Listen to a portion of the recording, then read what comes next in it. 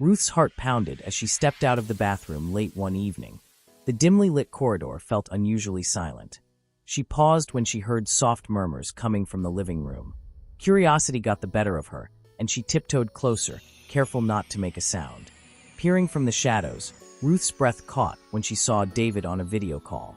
His voice was low, intimate, and dripping with charm. But it wasn't Margaret on the other end. It was a woman Ruth didn't recognize. She clutched the wall, her stomach sinking. "Don't worry," David whispered into the phone. "I'll make an excuse to travel soon, and we'll have our time together." Ruth froze, unsure whether to retreat or confront him. Before she could decide, David abruptly ended the call and turned, his eyes locking with hers. Panic flashed across his face for a split second before he composed himself. "Ruth," he said smoothly, stepping closer. "Eavesdropping. I wasn't," she stammered, backing away. David smiled, but it didn't reach his eyes. "Secrets are dangerous, Ruth. It's best to stay out of things that don't concern you." The warning sent chills down her spine. As she hurried back to her room, Ruth realized she wasn't the only one entangled in a web of secrecy. But now, she had seen too much, and she feared what David might do to keep it hidden. Margaret had always trusted David, but lately, something felt off. His late nights at work had grown more frequent, and his charm felt forced, like he was hiding something. As a lawyer, Margaret's instincts rarely failed her. One evening, as she rummaged through David's briefcase looking for a spare charger, she found a hotel receipt. The date on it matched a weekend David had claimed to be on a business trip in Abuja. Margaret's hands shook as she stared at the evidence. She decided to confront him, but needed more proof. Her colleague recommended a private investigator, and Margaret reluctantly agreed. The idea of spying on her husband felt wrong, but she couldn't ignore the growing knot of doubt in her stomach. Meanwhile, Ruth noticed Margaret's increasing unease. Margaret's sharp glances toward David and her sudden questioning of Ruth's daily tasks made the house feel more tense. Ruth couldn't shake the feeling that Margaret suspected something. But did Margaret suspect the wrong person? As the tension mounted, Ruth felt trapped in the middle of a storm that was about to break.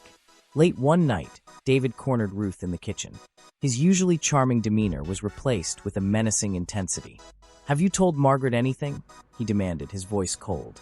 Ruth's hands trembled as she gripped the countertop. "No, I haven't. I wouldn't." David stepped closer, his towering frame casting a shadow over her. "Good, because if you do, you'll regret it. Understand?" Ruth nodded, tears welling in her eyes. David's warning wasn't just a threat, it was a promise.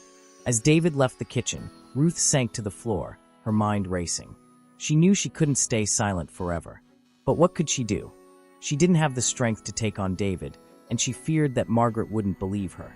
That night, Ruth made a decision. She needed to find a way out of the house before things spiraled further out of control. But escape wouldn't be easy, especially with David watching her every move. The private investigator Margaret had hired delivered his findings, and they were worse than she had imagined. Photos of David meeting a mystery woman at a hotel, evidence of secret bank transfers, and cryptic text messages painted a clear picture of betrayal. Margaret was devastated but determined. She invited David to dinner, hoping to confront him calmly, but the night took an unexpected turn. Ruth accidentally overheard their argument while cleaning nearby. "What about the hotel in Abuja?" Margaret demanded, slamming the receipt on the table. David's face darkened. "Are you spying on me now? Don't turn this around on me." Margaret snapped. "Who is she, David? How long has this been going on?" Ruth's heart raced as she realized the argument might expose her. But David, in his anger, deflected the blame. "You're always at work, Margaret. What did you expect?" Margaret's face fell, hurt etched into her features. "So this is my fault." Ruth hurriedly left the area, knowing she couldn't stay hidden forever. The cracks in the household were widening, and it was only a matter of time before everything came crashing down. Unable to bear the weight of her secrets any longer, Ruth decided to tell Margaret everything. She waited until David had left for a supposed business meeting and approached Margaret in the living room. "Ma, I need to tell you something," Ruth began, her voice shaking. Margaret looked up, her expression weary but curious. "What is it?" Ruth hesitated, then spilled everything: David's late-night encounters, his inappropriate comments, and his threats. By the time she finished, tears streamed down Ruth's face. Margaret was silent for a long moment, her face unreadable. Finally, she said, "Why are you telling me this now? I was scared, Ruth admitted. But I can't keep quiet anymore. Margaret nodded, her jaw tightening. Thank you for your honesty, Ruth. Leave the rest to me. As Ruth left the room, she couldn't tell whether Margaret believed her or if she was preparing for her own confrontation with David. Either way, the truth was out, and there was no turning back. When David returned that evening, Margaret was waiting. She wasted no time, presenting him with the investigator's findings and Ruth's confession. David's face hardened. You're taking her word over mine? She's just a maid. Margaret's voice was icy. She's more honest than you've ever been. Tell me the truth, David, or I'll take this to court.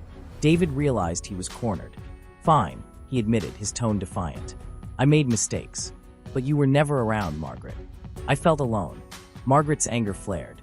Don't you dare blame me for your selfishness. Their argument escalated, the sound echoing through the house. Ruth listened from her room, her heart pounding. She didn't know what would happen next, but she feared the storm was far from over. Margaret made her decision. The next morning, she handed David divorce papers. You've betrayed me, and I can't stay in this marriage, she said firmly. David pleaded with her, but Margaret stood her ground. This isn't just about me. It's about respect, trust, and the example we're setting for our children. As David packed his belongings, Ruth prepared to leave as well. Margaret stopped her. You're not to blame for this, she said gently, but I think it's best if you move on. I'll make sure you're taken care of. Ruth nodded, grateful but eager to start a new chapter of her life. As she left the Johnson household, she felt a mix of relief and sorrow. The experience had changed her forever. Margaret, now alone, vowed to rebuild her life. The secrets beneath the surface had finally been exposed, and while the truth was painful, it offered a chance for a new beginning. The story of David, Margaret, and Ruth is one filled with deception, fear, and courage.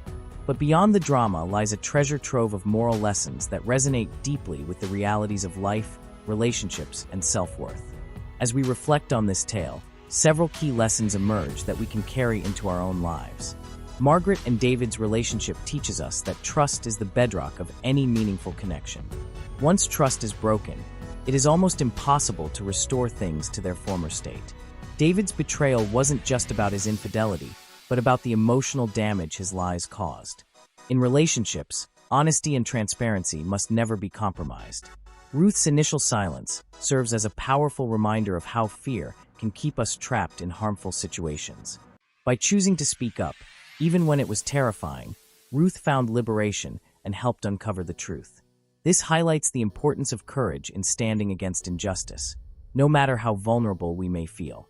David's refusal to accept responsibility for his actions demonstrates a lack of maturity and integrity.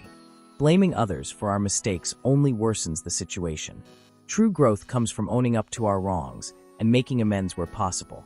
This is a lesson not just for relationships, but for life in general. Margaret's decision to end her marriage reminds us of the importance of self-worth. Sometimes, walking away from a toxic situation is the healthiest choice we can make. Setting boundaries is not about giving up. It's about valuing oneself enough to demand respect and integrity from others. Throughout the story, Margaret's instincts told her something was wrong, and Ruth's gut feeling led her to speak out. This teaches us to trust our intuition, especially when things don't feel right. Often, our instincts are the first signal of underlying issues that need to be addressed. Thank you for watching. Kindly like, subscribe, and share for more videos.